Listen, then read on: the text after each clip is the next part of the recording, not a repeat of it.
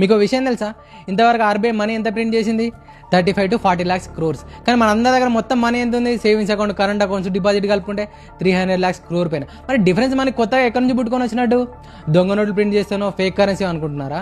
కాదు, ఇది బ్యాంకింగ్ సిస్టంలోని కీబోర్డ్లో నుంచి పుట్టుకొచ్చిన మనీ. దీన్నే ఫ్రాక్షనల్ బ్యాంకింగ్ సిస్టమ్ అంటారు.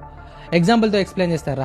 ఫర్ ఎగ్జాంపుల్, నీ దగ్గర 100 రూపీస్ ఉన్నాయనుకో, నువ్వు బ్యాంక్లో డిపాజిట్ చేస్తే బ్యాంక్ ఏం చేస్తుందో తెలుసా? అందులో ఉండే సిఆర్ఆర్, ఎస్ఎల్ఆర్ పోర్షన్ పక్కన పెట్టేసి వేరే వాడికి కొత్తగా లోన్ ఇస్తుంది.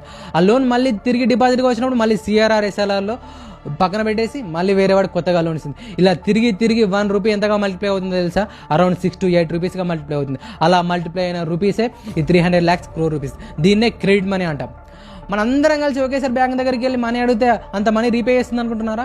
లేదు. వై? మనం డిపాజిట్ చేసిన మనీ వేరే వాడి దగ్గర లోన్ రూపంలో ఉంది. అంటే ఏంటి? వేరే వాడు కొత్తగా లోన్ తీసుకున్నప్పుడు మనీ సృష్టించబడింది, వాడు రీపే చేసినప్పుడు ఈ సిస్టమ్ నుండి హోల్ ఎకానమీ నుంచి డిలీట్ చేయబడుతుంది. అంటే దీని నుంచి మనం ఒకటే అర్థం చేసుకోవాలి, బ్యాంకింగ్ సిస్టమ్ అనేది ఒకే ఒక కాన్సెప్ట్ పేరు రన్ అయి నడుస్తుంది. అదే ట్రస్ట్, నమ్మకం. ఇక్కడ ఎలాంటి మ్యాజిక్ లేదు, ఎలాంటి జిమ్మిక్ లేదు. రూల్స్ ఉన్నాయి, రెగ్యులేషన్స్ ఉన్నాయి, ఆర్బీఐ ఉంది, అంతా చూసుకుంటుందన్న ఒకే ఒక కాన్సెప్ట్ పై ఈ హోల్ బ్యాంకింగ్ సిస్టమ్ నడుస్తుంది. ఇదంతా ఎందుకు చెప్తున్నానో తెలుసా? మనం డబ్బులు సంపాదించడం కాదు, మనం సంపాదించిన డబ్బులు ఈ సొసైటీలో, ఈ ఎకానమీలో ఎలా తిరుగుతున్నాయో తెలుసుకోవడమే నిజమైన ఫైనాన్షియల్ నాలెడ్జ్ అంటే.